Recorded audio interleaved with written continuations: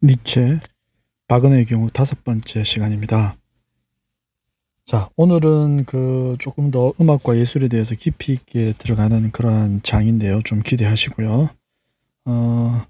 반지입니다. 반지. 니벨룽의 반지인데 니체가 어떻게 얘기했는지 바그너의 경우 이 책에서 들어보시겠습니다. 시작합니다. 반지 이야기도 해보겠습니다. 이것도 여기에 속하니까요. 이것도 구원에 대한 이야기죠. 단 이번에는 구원받은 이가 바그너일 뿐입니다. 바그너는 반평생 여느 프랑스인 듯이 믿듯 혁명을 믿었습니다. 드레스덴 폭동과 연이어서 이어지는 내용들이죠. 그는 룬 문자로 쓰인 신화송에서 혁명을 모색했으며 지크프리트에게서 혁명가의 전형을 발견했다고 믿었답니다. 세계 온갖 불행은 어디서 유래하는가? 라고 바그너는 묻습니다. 낡은 계약들에서라고 그는 모든 혁명 이데올로기 주장자처럼 대답합니다. 명료하게 말하자면 관습과 법률과 도덕과 제도들에서 옛세계와 옛사회가 뿌리박고 있는 모든 것에서 그러면 사람들은 어떻게 세계의 불행을 사라지게 하는가? 어떻게 사람들은 옛사회를 없애버리는가? 오로지 계약들의 그거는 이제 계약들은 관습과 도덕이죠. 그 계약들의 전쟁을 선언함에 의해서 이런 일을 지크프리트가 하고 있습니다. 그의 일을 아주 일찍 시작합니다. 그의 출생부터가 이미 도덕에 대한 전쟁 선언이었습니다. 그는 불륜에 의해 근친상간에 의해 세상에 태어나지요. 전설이 아니라 바그너가 이러한 극단적인 특징을 고안해낸 것입니다. 이러면서 바그너는 전설을 수정하고 있는 것이지요. 지크프리트는 자신의 시작처럼 그렇게 계속 살아갑니다. 그는 즉흥적으로 행하고 전해 내려오는 모든 것과 일체의 경외심 그리고 일체의 외경을 무너뜨려 버립니다. 자기 마음에 들지 않는 것들은 그는 찔러 죽여버립니다. 그는 물에게도 낡은 신들을 육탄 공격합니다. 하지만 그의 주요 임무는 여자를 해방시키는 것, 브랜힐드를 구원하는 것입니다. 여기서 제가 말씀드리면은 이거는 그랜텐하고 헬레나의 어떤 부분들이 괴테의 부분들이 투영되어 있다고도 볼 수가 있죠. 독일 계보에서 여자의 희생과 여자로 인해서 구원받는 남성, 타노지도 그렇고요. 그것은 파우스트도 마찬가지고 그 임무는 여기서는 여자를 해방시키는 것입니다. 브랜힐데를 구원하는 것. 지크프리트 그리고 브랜힐데 자유연애의 성사이고 황금기의 시작이며 옛 도덕의 신들의 황혼이지요. 악이 제거되어 버립니다. 바그너의 배는 오랫동안 기꺼이 이런 항로를 따라 다닙니다. 열심할 여지 없이 바그너는 이런 항로에서 자기의 최고 목표를 찾았습니다. 그런데 무슨 일이 생겼습니까? 불행한 일이 생겨버리고 말았습니다. 뭘까요? 궁금하죠. 배가 암초에 걸리고 말았던 것입니다. 바그너는 오도 가도 못하게 되었습니다. 이걸 봐줘. 딜레마네, 딜레마. 그 암초는 바로 쇼펜하우의 철학이었습니다. 그렇죠. 바그너를 정말 잘하는 거죠. 니체가 지금 그 의지와 표상으로서의 세계를 얘기하는 것 같습니다. 바그너는 정반대의 세계관이라는 암초에 걸려버리고 말았던 것입니다. 그가 음악으로 표현한 것이 무엇입니까? 낙관주의입니다. 바그너는 수치스러웠습니다. 그것도 쇼펜하우가 나쁜 형용사를 향기 없는 낙관주의라는 형용사를 붙였던 낙관주의라니. 바그너는 또 한 번 수치스러웠습니다. 그는 오래오래 곰곰이 생각했지만 그의 처지는 절망적인 것 같습니다. 마침내 하나의 타주가 어렴풋이 떠올랐습니다. 바로 그를 자초시킨 암초 어떨까요? 바그너가 그 암초를 자기 여행의 목적이고 숨은 의도이자 원래의 의미라고 해석한다면 거기서 자초한다는 것, 이것 또한 하나의 목적일 수 있지 않을까요? 내가 자초를 했으니 나는 제대로 항해한 것이다. 그래서 그는 반지를 쇼펜하우 쪽으로 옮겨버린 것입니다. 이 정말 중요합니다. 이 대목. 그래서 반지를 쓰다가 중간에 중단하고 다시 썼지 않습니까? 지크프리트부터. 자, 모든 것이 잘못되고 모든 것이 몰락하며 신세계는 옛 세계만큼이나 나쁘다. 무가 인도의 키르케가 손짓해 부른다. 브랜힐드는 이제 다른 할 일을 받았습니다.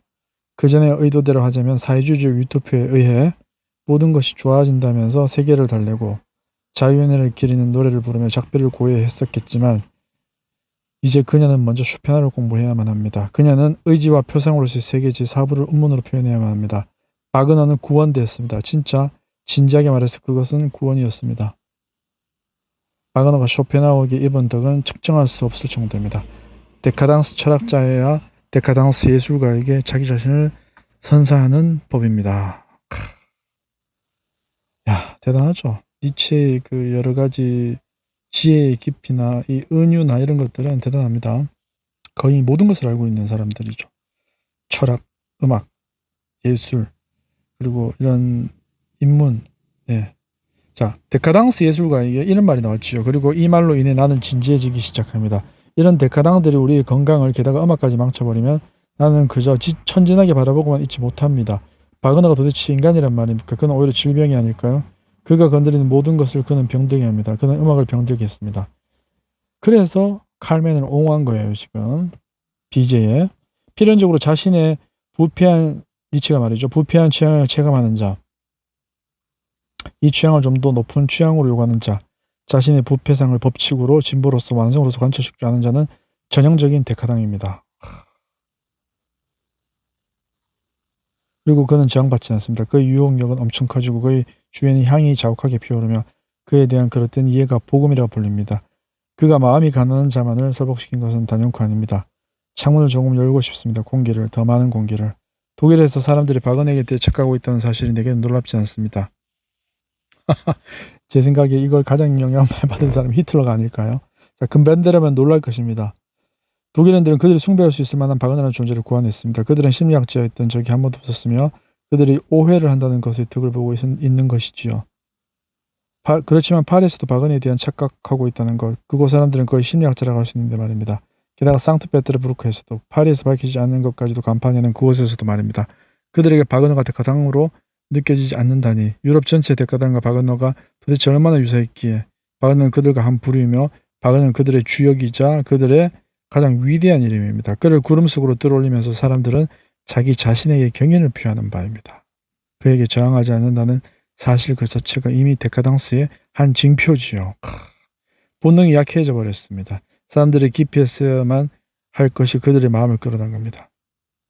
그러니까 이게 칼멘 이 부분들이 정말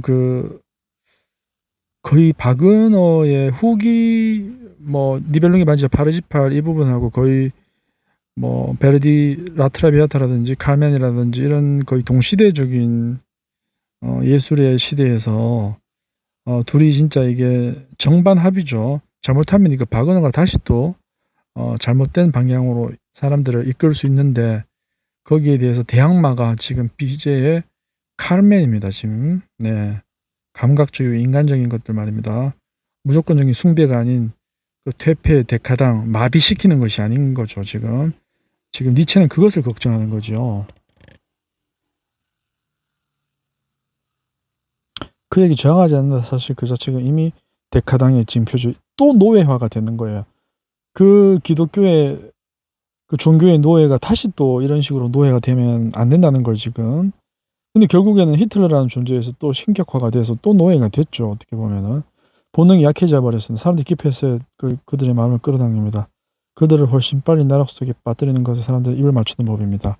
예를 하나 원합니까? 하지만 그것은 빈혈 환자, 통풍 환자, 당뇨 환자들 스스로가 처방하는 섭생법을 보기만 해도 알 수 있습니다. 채식주의자란 신체를 건강하게 섭생법이 필요한 존재이지요. 해로운 것을 해롭다고 느끼고 해로운 것을 의식적으로 포기할 수 있다는 것은 젊음의 징표이며 생명의 징표입니다.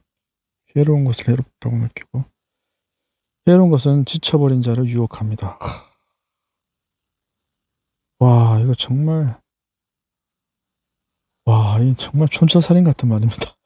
해로운 것은 지쳐버린 자를 유혹합니다. 우리 점 볼 때도 그렇잖아요, 그죠?